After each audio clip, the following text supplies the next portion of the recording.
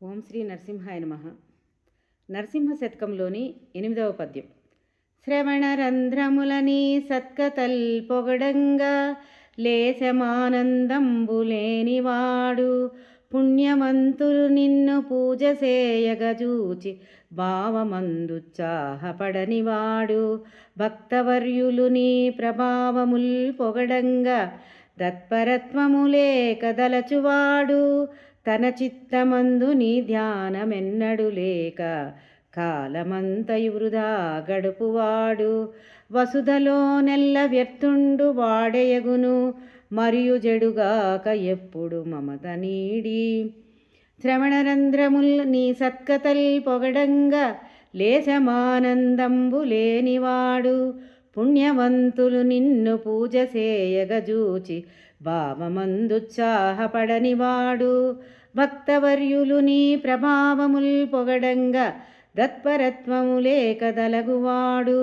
తన చిత్తమందు నీ ధ్యానమెన్నడు లేక కాలమెంతయు వృధా గడుపువాడు వసుధలో నెల్ల వ్యర్థుండు వాడేయగును మరియు జడుగాక ఎప్పుడు మమత నీది.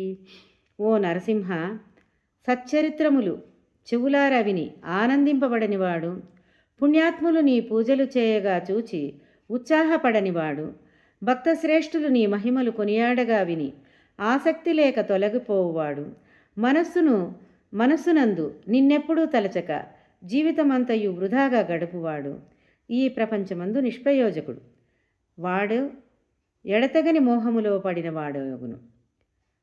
నరసింహ, భగవంతుని యొక్క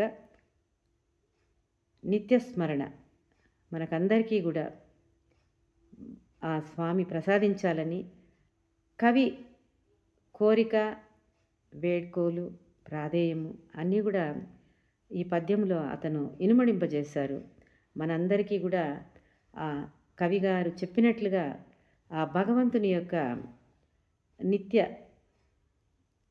పూజలు, నిత్యములైన సత్యములైన సత్కథలు మన శ్రవణాలు వినాలని భగవంతుని కరుణా కృపా కటాక్షాలు కలగాలని మనసారా స్మరిస్తూ ఓం శ్రీ నరసింహాయ నమః.